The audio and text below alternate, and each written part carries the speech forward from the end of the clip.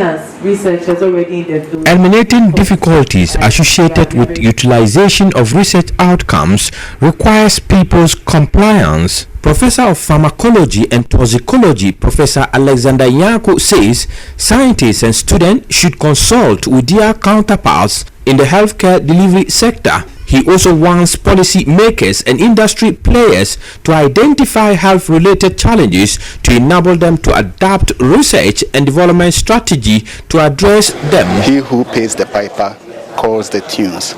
So if I write to NIH for funding, I'm going to pursue research set by them, the agenda set by them. As a nation, we haven't put money aside for researchers to tap in, so that, let's say, the nation has set research agenda, eradication of malaria. This is a vote of funds for it.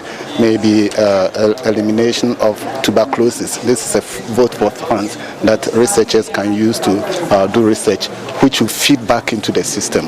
So what generally is happening is researchers are doing things that they believe are important to them, and sometimes that may not be the needs of the policy people.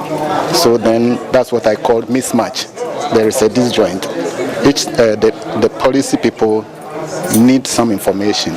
There is also concern about absence of well-structured institution to oversee health research targeting all diseases, for which reason health research is haphazardly executed. It can go down, maybe health research, then maybe industrial research and all that. Then things will be properly coordinated for the units to be able to set proper agenda that will feed back to solving problems.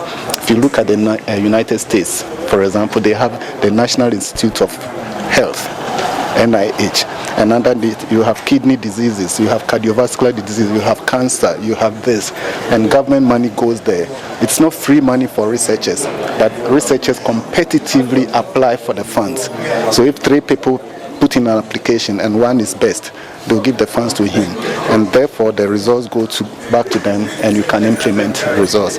But as we hear, I want to be promoted. If I don't do research, the university will not promote me. So sometimes from my pocket, I identify a small area and I tackle.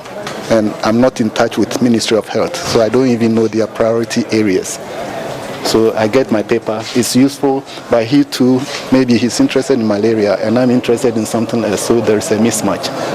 If I take you to our library now, you find a lot of research theses that you have written, key things that you should have taken, key things that you could have done. But it comes to your point, as I said earlier, you don't have the strength and the resources, so you just shelf it. There is another challenge the health experts want to be addressed. We have problem with our labs. One, we have structural problems. You see, the labs were designed to handle fewer students. Now the student intake has gone so high. My time we were about 35, but currently we are talking about 350 students. That is 10 times that number. We are still using the same labs that we used during our time. The equipment, most of them are obsolete, and we need newer equipment.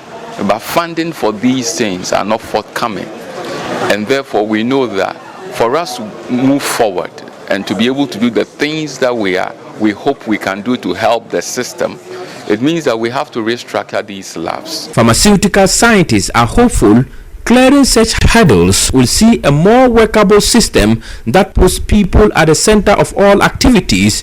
A report by Mahmud Mohammed-Nurudeen